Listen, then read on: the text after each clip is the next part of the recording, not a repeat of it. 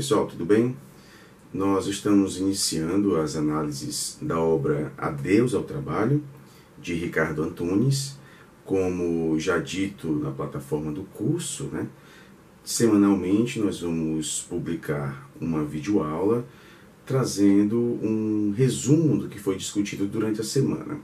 Então, além das aulas de análises desta obra, são aulas mais demoradas, aulas de 30 a 50 minutos, que vocês podem ver aí na plataforma. Nós vamos publicar uma aula semanalmente, trazendo um balanço geral, digamos assim, do que nós discutimos na semana, tá bom?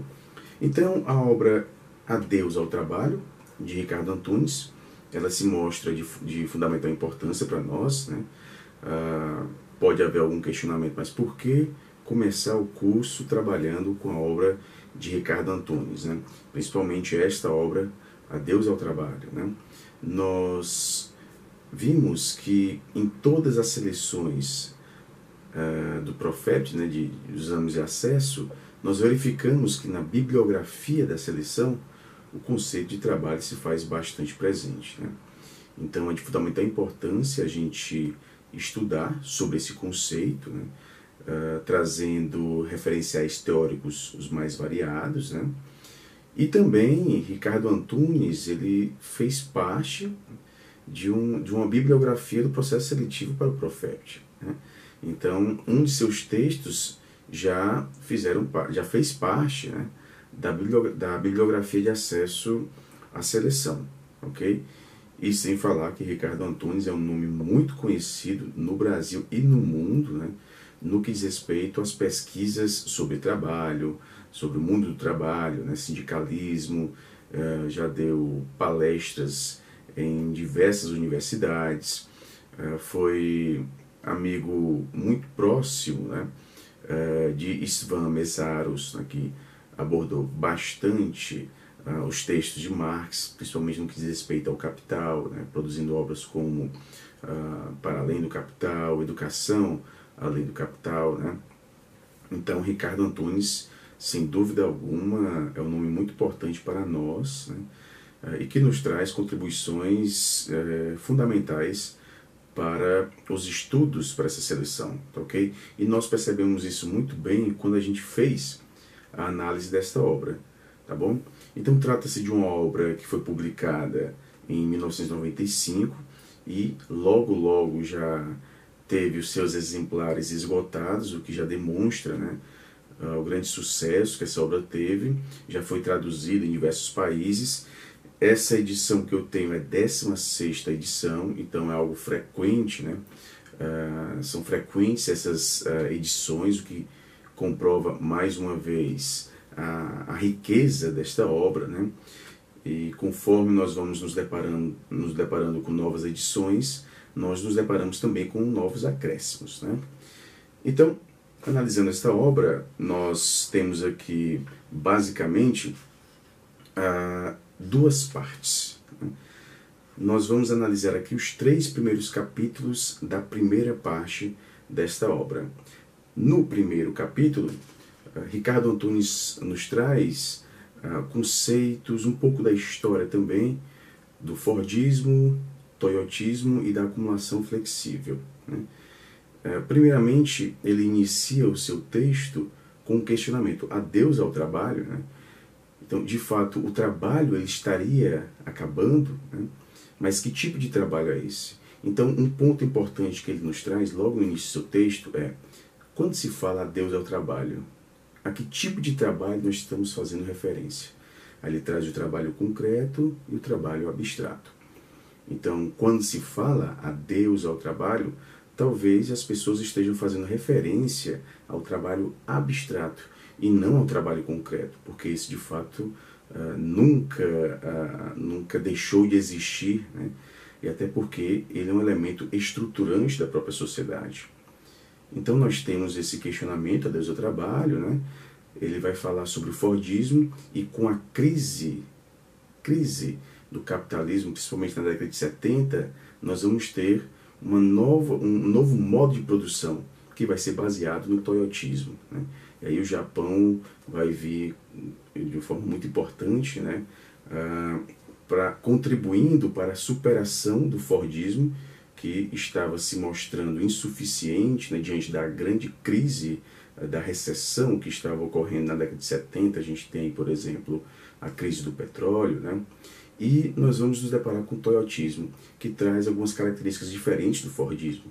Fordismo com a sua acumulação, com a sua acumulação em massa, né?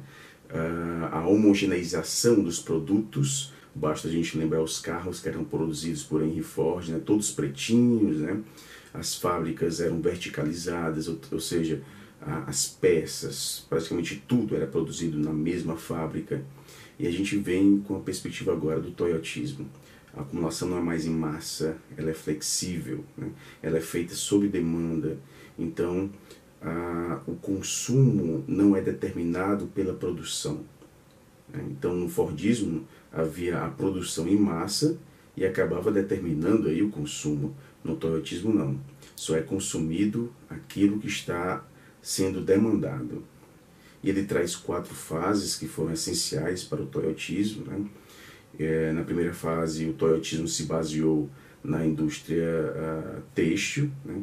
O trabalhador, ao trabalhar nessa indústria têxtil, né, ele deveria saber manusear diversas máquinas. Daí a perspectiva do trabalhador flexível, o multitarefa.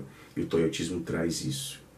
Na segunda fase do toyotismo, ele vai trazer uma característica muito importante também, que é não reduzir a quantidade de trabalhadores e nem aumentar a quantidade de trabalhadores, mas aumentar a produtividade.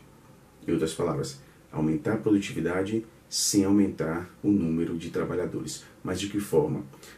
Tornando esse trabalho mais intenso e, é claro, investindo em tecnologia. Então, o trabalhador continua trabalhando as mesmas horas diárias, mas esse trabalho é mais intenso para produzir mais, bater metas. Essa seria a segunda fase. A terceira fase que Ricardo Antunes nos traz, ela tem uma característica muito próxima dos supermercados americanos. Quando faltava um produto, ou seja, quando não havia mais aquele produto na prateleira, havia então o acréscimo daquele produto, ou seja, se está faltando, então há a reposição. O toyotismo traz isso. Então só há a reposição se estiver faltando, se tiver demanda. Então essa ideia da acumulação tomando por base a demanda é muito característica do Fordismo. Então só há reposição se estiver faltando, se estiver demanda. Então essa seria a terceira fase, que é chamada também de Kanban, né? Ricardo Antunes nos traz isso, Kanban, essa técnica de só repor quando estiver faltando. E a quarta fase seria a utilização dessa técnica do Kanban, mas para as subcontratadas. Porque diferentemente do Fordismo, que tinha uma estrutura vertical, no toyotismo a gente vai ter a estrutura horizontal. Então, uma fábrica não produzia tudo. Ela pegava materiais de diversas fábricas, ou seja, havia as subcontratadas. E essa técnica do Kanban acaba se espalhando para todas as fábricas, ok? Então nós temos aí 4 fases importantes para o toyotismo. Ele vai permear agora o modo de produção, né? E juntamente com ele nós vamos ter características importantes como a terceirização, ela vai se acentuar bastante, terceirização, a instabilidade do trabalhador, a flexibilização das leis trabalhistas. Então, cada vez mais as leis trabalhistas vão dando lugar aos acordos feitos entre patrão e empregado. É mais ou menos um pouco que a gente está vivendo hoje, né? Com as mudanças das leis trabalhistas aqui do Brasil, a gente tem agora uma importância muito grande dada ao acordo feito entre patrão e empregado. E no que diz respeito a esses dois polos, né, nós sabemos muito bem qual é o polo mais forte. É como se o empregado tivesse a opção de ir para qualquer outro trabalho se ele não estivesse satisfeito. E diante de um atual cenário, né, de desemprego que é estrutural, ou seja, já faz parte da estrutura, não é algo pontual, ele já está inserido nessa estrutura. Por isso que se diz que o desemprego é estrutural. Então nós temos a flexibilização das leis trabalhistas, a subcontratação, a instabilidade do trabalhador, tudo isso vindo com o toyotismo. Então a gente pode dizer que o toyotismo ele se aproxima muito mais de uma perspectiva neoliberal, né? As privatizações, flexibilização. Ricardo Antunes nos traz também a participação cada vez maior da mulher no mercado de trabalho, mas principalmente desempenhando tarefas, né, temporárias, o part-time que ele nos traz também, ou seja, você só ganha naquele tempo que você trabalhou. É como se você assinasse um contrato com uma empresa para ficar disponível e quando surgisse algum trabalho você fosse lá desempenhar esse trabalho. Mas você só vai ganhar naquele momento que estiver desempenhando o trabalho. Ou seja, aquele período que você esteve à disposição da empresa, você não ganha. Então nós vamos ter aí essa característica do toyotismo, né? Ele surge como uma resposta, né, à crise que veio aí com o Fordismo, né? Isso não quer dizer também a superação do Fordismo, ele ainda existe, obviamente, né? Daí o fato de Ricardo Antunes nos trazer as metamorfoses do trabalho. Então, basicamente, a gente viu isso no primeiro capítulo. Obviamente, eu estou pulando muitas informações que nós abordamos na aula, né? Quando a gente abordou esse primeiro capítulo, nós tivemos aí aproximadamente 30, 40 minutos de análises, mas aqui a gente fez uma revisão geral do que foi discutido.